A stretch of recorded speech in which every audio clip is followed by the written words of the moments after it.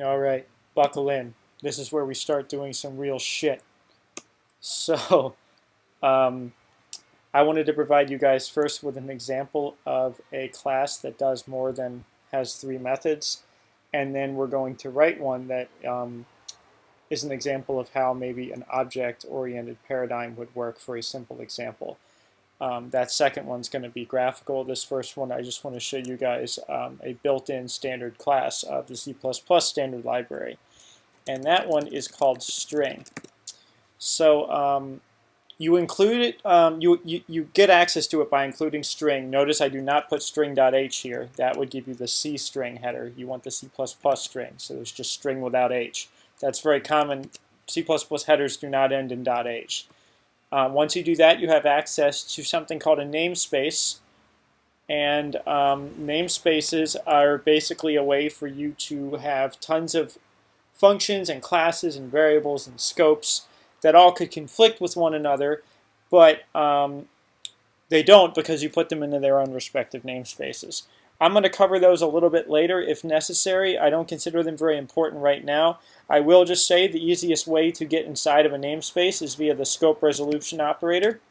So basically you would declare it using standard :string, noting that string is inside the namespace called standard, like so, and I've declared a string. A lot of people, because they hate typing standard : in front of everything, me included, will say using namespace and then any namespace, in this case std, and what that does is says, you know what, everything that's inside std exploded out into the default global scope, and that's what we've done right now. We said screw it, and we're just pretending that we're inside std namespace right now. So I've declared a string, and this string is of the class type, or of the type standard string, and this is basically a really well needed type in C++, because beforehand strings were never really given their own type in C. They were just pointers to an array of many or one or many characters, you know, like this. And this can get you into trouble if you don't know what you're doing. I still obviously, you know, do this a lot when I'm working in C code, but it doesn't have all the nice bells and whistles that the string class has. For example, you can set a string directly equal to a string literal all the same, and it'll work just fine, which is really nice, and I'll explain how that works later as well. But basically it just works. Now, what can you do with a string? Well, you can do a number of things. You can get at the length of the string by doing string.length, which is a built-in function to a string, and that basically tells me that this string is 11 characters long. I'm getting a warning because string length returns a special type size t, which is a 64-bit integer. If I change this to %ld, it'll get that to go away. So it tells me I have an 11-character string. It actually allows me to go inside the string as if it was an array. I will also explain how that works later. But basically I can say it for int I equals 0, I less than string length, I++, and then I can basically change or access the individual characters of the string, like so. Which is pretty cool. So there we go, exploding the string out into its respective characters. I could assign those if I wanted to, so maybe every other character, every odd character, even character, I will change to a 4. So like I can do stuff like that. There are many, many methods in string. I recommend you guys actually Googling. There's a really nice website. If you just Google C++ string, that'll tell you what all the methods are. Another couple examples are substring. This is an overloaded function, and basically what that means is it can do different things depending on the number of arguments you pass. I believe if you only pass one, it'll give you a substring from skipping the first n characters you pass in. So for example, if I wanted to skip the first 4 characters and assign that right back into string, the length goes down to 7. If I want to print the string, there's multiple ways to do that. The most efficient way to do that is using cout and iostream, but because I'm deferring showing you guys that, I'll show you the way to do it. You can convert the string into a standard C string, which looks like this, by doing string.c string. like so, and then you can print it out. It would really help if I put \n at the end of this, wouldn't it? So there's that. After I've skipped the first 4 characters, notice it did not skip the space. It only skipped up to here. 1, 2, 3, 4. So if I said skip 5, we would get 5 characters skipped. So there's that. Obviously, I don't need to do this either. I could just say string.cstring is the argument to this. So I can do that. If I pass 2 arguments in, it says skip 5 and then take maybe 2. So maybe it'll only get st here. So C++ strings are awesome. One of the things about them that just makes them so nice is that they can be copied by value without having to use things like strcopy and stuff like that. In other words, if I created a second string here using my fancy auto keyword, string2, and set that equal to string, I now have a copy of that string. In other words, if I modify the string by changing the first character to 4, and then print out the first string, or the second string will be as if the string never changed because it's a copy. So passing strings around by value has become a hell of a lot easier thanks to the C++ string class. I don't want to go much more into this right now because I actually did have a more interesting example for classes planned. We're going to go write one, and we're going to write one that is not stupid. So I'm going to close this example out. So what do we have here hiding behind this example the whole time like a sneaky bastard is the ball.cpp file. And all I've done so far is modified the snippet that comes with espresso-c to basically have a ball in the upper left-hand corner doing nothing. It's an image that I load in from this folder. Just to recap, the way to do this in espresso-c is I set this folder as the working directory of the file that we're in, so that I can basically load ball.ping and create a texture from surface. I cover all this in the C series, so this should not be new to you guys, with the exception of maybe me using auto instead of STL surface there as the type of this temporary surface value. So what are we going to do with this? We're basically going to create our own class, and this class is going to self-contain all of the logic that is going to be needed to process a bouncy ball. So I'm going to go ahead and start first by creating a C source file, but then I'm going to lie. I'm going to turn it into a C header file. Save as in our ball folder header. I'm going to change this to bouncy ball.c or .h, and then I'm going to make a CPP file, and that one's going to be called bouncy ball.c++ or .cpp. So now we have our header and we have our CPP file.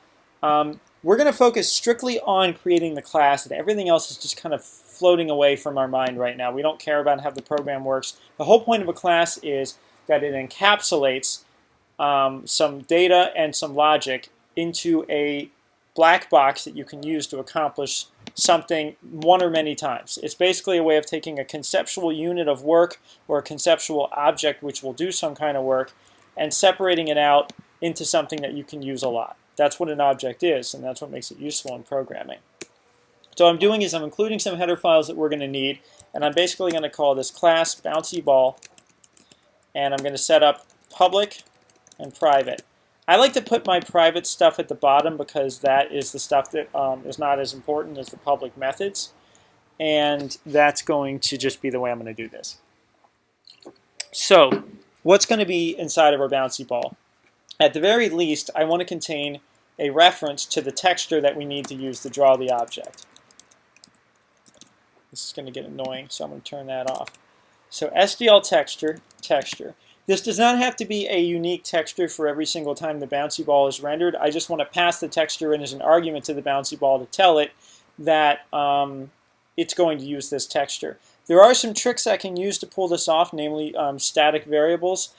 I don't know if I want to do that for this lesson. I should eventually cover what a static versus non-static class variable is, but I'm not going to do that at this time. Basically, this is something that's going to come from the outside in when we initialize the bouncy ball to point to the texture that's used to draw it.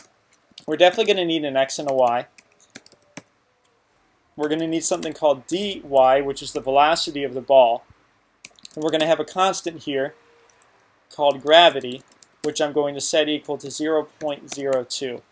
I still don't remember if up is negative or positive with respect to the coordinate system that SDL uses, but we'll find out very soon. That's enough to get me started. One of the really nice things about C++11 that was not there before and used to drive me crazy is I could provide initial values for all of these, and I'm totally going to do that. That allows me to basically say that if I don't define what these are in some method somewhere, these are all going to, when I create an instance of Bouncy Ball, be initialized to these default values. So there's that. So what methods do we need? Well, at the very least, I'm going to want to have a method to set the texture. This is going to be needed for every instance of the Bouncy Ball.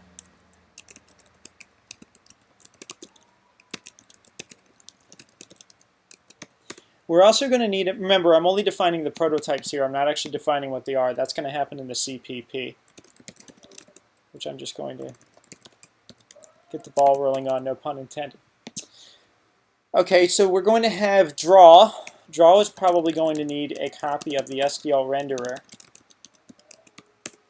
And we're definitely going to need something called update. And what update's going to do is basically update the logic, the internal position of the X, Y, and all that crap of the Bouncy Ball so that when it is drawn, it can be drawn in the proper position.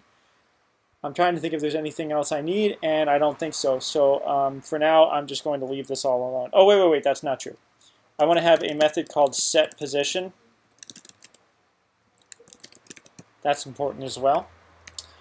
I'd like to create... That's it. That's all I want to have for this right now. We're going to come back and maybe add some things later, but I want to do this piecewise so I don't introduce too many new concepts at the same time. So here we go. What I generally like to do is I copy all these in to let me know that these are the functions that I have to work on. So I'm just going to unindent these. And remember, to initialize these or to provide the implementation, we just basically put scope resolution operator, double colon, in front, and we just get our functions ready to write. So this is all the work we have to do to finish our Bouncy Ball class. Okay. Just want to make sure I turn on build and combine here.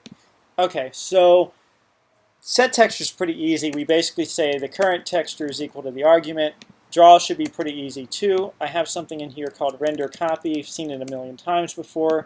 Render copy is basically going to render copy at the XY position of the object using the texture, which in this case is texture.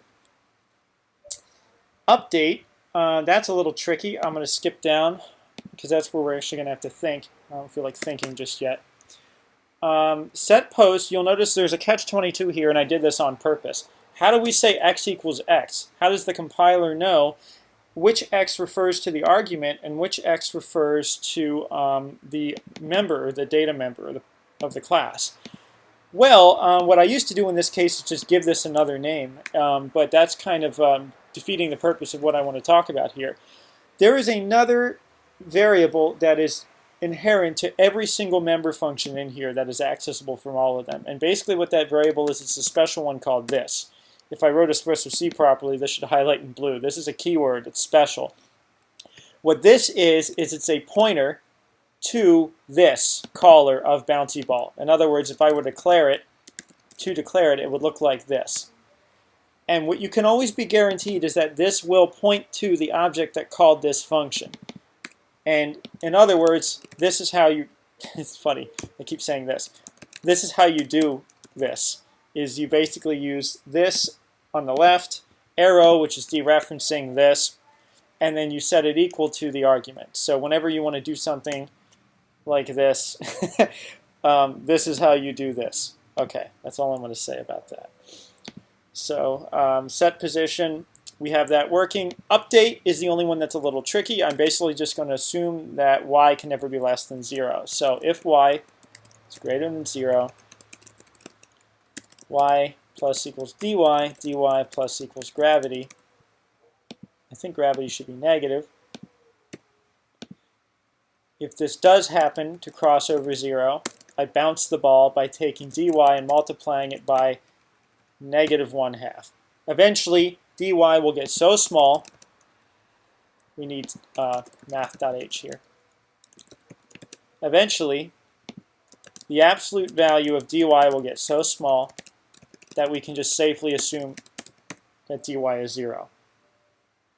So we basically will initially have dy be some value modified by gravity until it comes to a resting stop.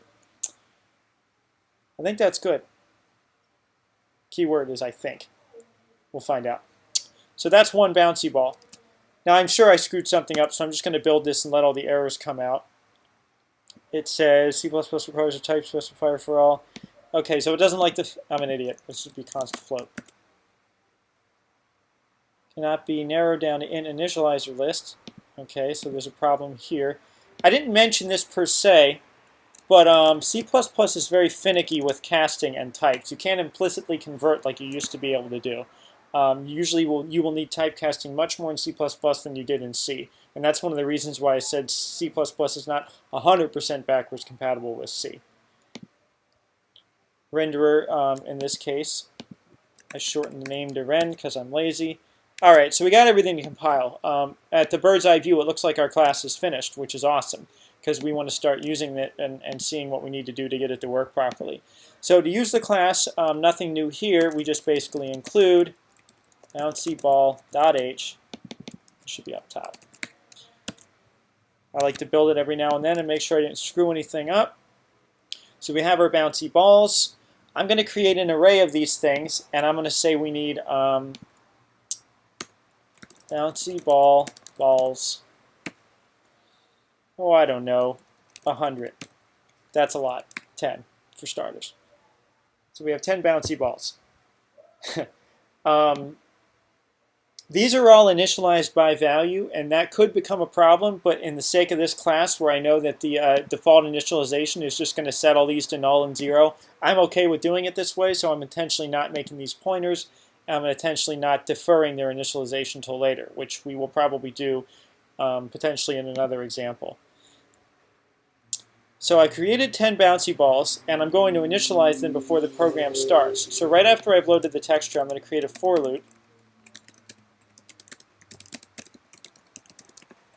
I'd like to pre-declare how many of these I have in a constant so I can change it at will. Static const int nballs equals 10, and then I can use that when I declare the thing here. So we have 10 of these parameterized by that variable nballs. So I say balls. This is going to be great.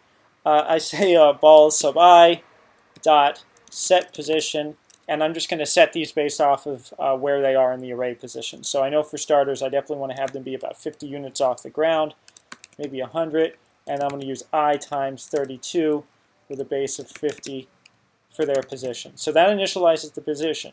Just so you can see what's happening when I call this for each object individually ends up here and sets its position for each respective object. That's how this works. So I call balls sub I dot set position, and I do it. Now when I process the events, I'm going to need some for loops here as well. This is the update part,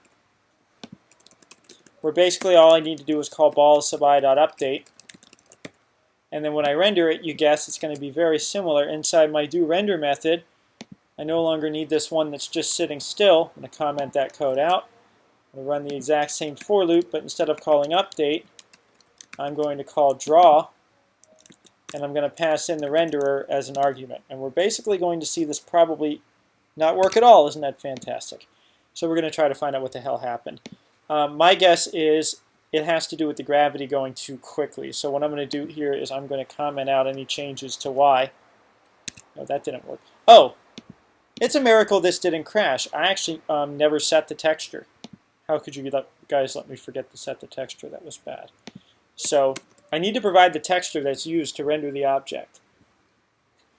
The way I do that is I basically say balls sub I set. Go over to my header for reference here. Set texture, and then I pass in the ball texture here. Now remember, this is not copied in because this is a pointer. So basically, it's just providing a reference to every individual ball to know that this is what it needs to use to draw everything. And there we go. And of course I got gravity reversed, which is definitely not what I wanted to do. So I'm going to go ahead here and make gravity be a positive value, like so. Now they're going to fall in and they're not going to hit the ground, but I'm okay with that because I know what the ground is. The ground is, I'm going to leave it hard-coded, in this case is 480 to make this example simple. So in other words, if y is less than 480, you're good. Otherwise, negate it and bounce it. So here they're all falling. I almost feel like this is some kind of physics demo. And it looks like I screwed up again. This shouldn't be y, it should be y plus the height of the thing, which is 32. Let's see if that finally worked. It finally did. You notice they're not bouncing, and that's probably because I made the gravity not strong enough, I guess.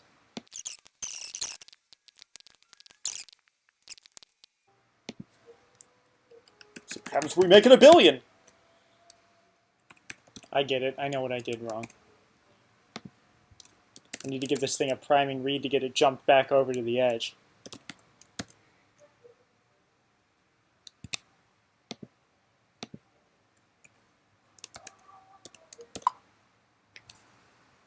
There we go. So basically we have the bounciness of our bouncy balls, which is awesome.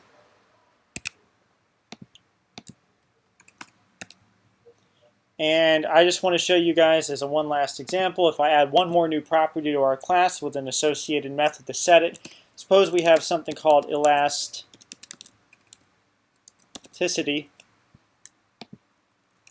I have no idea if I spelled that right. And I'm going to have a setter for it. So the default elasticity will be 0.5, and it will be used here.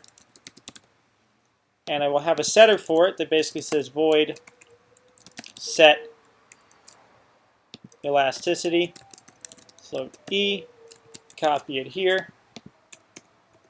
You guys can see how this really helps me separate all of the work involved with this bouncy ball class from the rest of the program, so that when I'm working on this class or when I'm using it or thinking about it, I'm focused strictly on what this class is and what this ball does and nothing else. And that really helps me keep all of this conceptually in my mind. And it also helps all these variables that would have been exploded out or have to be managed manually by a structure. These are all encapsulated, so you can't really access these any other way except through these methods. And that's kind of the advantage of doing this kind of stuff.